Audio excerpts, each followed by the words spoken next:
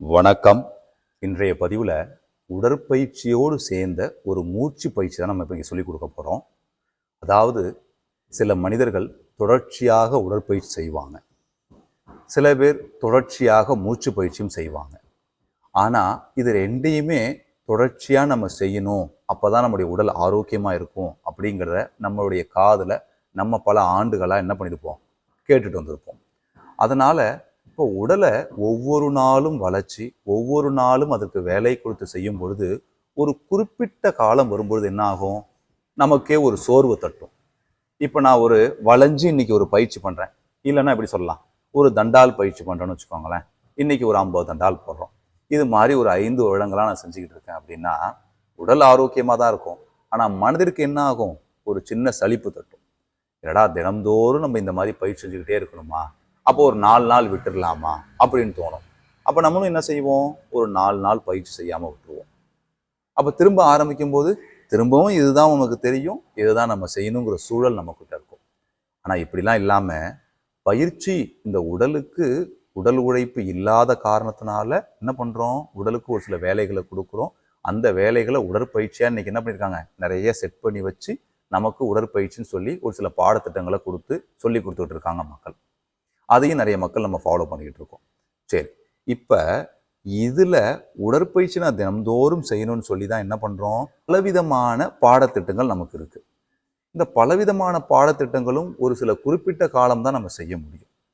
அதனால் ஒரு பயிற்சியை செஞ்சோம்னா இந்த உடற்பயிற்சி செய்யாமலே அந்த உடற்பயிற்சி செஞ்சதற்கான பலன் உங்களுக்கு கிடைக்குதுன்னா நீங்கள் செய்வீங்களா மாட்டீங்களா?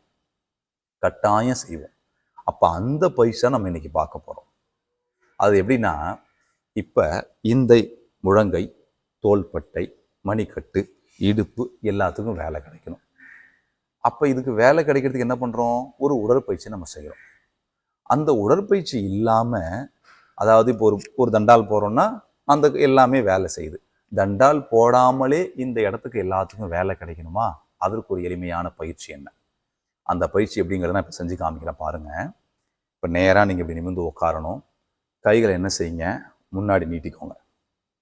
சரிங்களா? இப்படி நீட்டிக்கிட்டு இங்கே பாருங்கள், அப்படியே இங்கிருந்து மூச்சு இழுக்கிறீங்க. மூச்சு இழுக்கும்போது நான் என்ன செஞ்சுருக்கேன், இந்த தோள்பட்டையை நல்லா விரிச்சிருக்கேன். பாருங்கள், மார்பு நல்லா வெளியே வந்திருக்கு, தோள்பட்டை நல்லா விரிஞ்சிருக்கு, கைகளை மடக்கியிருக்கேன். இப்போ அடுத்தது பாருங்கள், மூச்சு அப்படிங்க பாருங்கள்.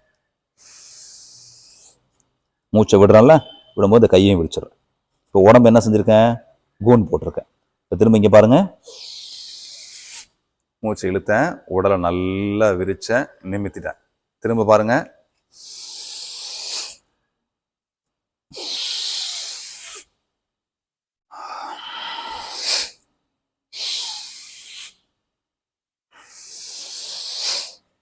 இதை செய்ய முடியாதா?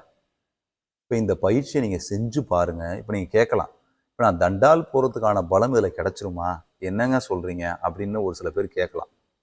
நீங்கள் செஞ்சு பாருங்கள், உங்களுக்கு தெரியும். ஒரு 10 கவுண்ட் இப்போ நீங்கள் செய்யும்போது வெறுமனையா இப்படி செஞ்சால் உபயோகம் கிடையாது. அப்போ நம்ம அதை எப்படி செய்யணும், கொஞ்சம் நம்ம இங்கே இருக்கிறோம், கொஞ்சம் பலமாக அப்படி பலமாக எடுத்துகிட்டு போயிட்டு திரும்ப வரும்போதும் திரும்ப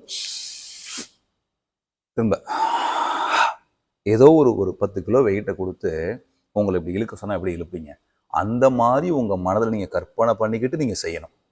நம்மக்கிட்ட வெயிட் இல்லை, வெயிட்டை கொடுத்து நான் உங்களை செய்ய சொல்ல, ஆனால் வெயிட் இருக்கிற மாதிரி கற்பனை பண்ணிக்கிட்டு நீங்கள் செய்யணும்னு சொல்கிறேன். இந்த விரல் இருக்குன்னா இந்த விரலை இப்படி, இது ஈஸியாக செய்ய முடியும். இதையே நான் அப்படி இறுக்கி அப்படி நல்லா விரிக்கிறேன். இதுவும் பயிற்சி தான், இதுவும் பயிற்சி தான். இப்படி செஞ்சால் பெரிய உபயோகம் ஒன்றும் இருக்காது. இப்படி கொஞ்சம் இறுக்கமாக செஞ்சால் இங்கே இருக்கக்கூடிய எல்லா தசைகள், தசை நார்கள் எல்லாத்துக்கும் என்ன பண்ணும், வேலை நல்லபடியாக கிடைக்கும். அது மாதிரி தான் இப்போ நான் சொல்லி கொடுத்த பயிற்சியும். எப்படி புரியுதுங்களா? இதையும் நீங்கள் எப்படி செய்யணும்ல, நல்லா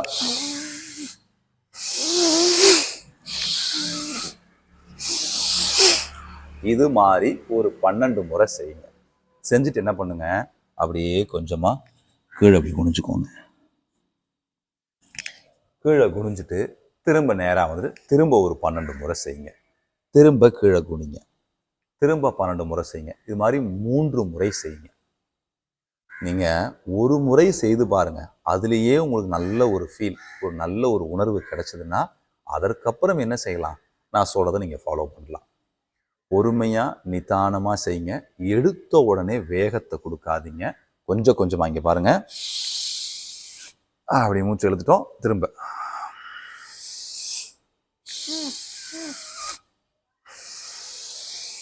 இந்த மாதிரி தான் செய்யணும்.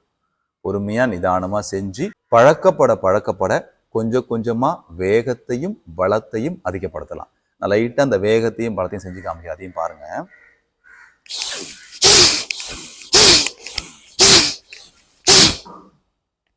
இது ஒரு விதம். நான் இதை விட இன்னும் வேகமாக பலமாக செஞ்சு ஒரு வீடியோ போட்டிருக்கேன், அதையும் நான் உங்களுக்கு ஷேர் பண்ணுறேன். இது இந்த மாதிரி செஞ்சால் இன்னும் அதீத பலம் உங்களுக்கு கிடைக்கும். இப்போ இந்த பயிற்சி செஞ்சால் என்ன நன்மை அப்படின்னா, நான் இந்த நுரையீரல் நல்லாயிருக்கும், அது நல்லாயிருக்கும், இது நல்லாயிருக்கணும் அப்படிலாம் எனக்கு சொல்ல விருப்பம் இல்லை.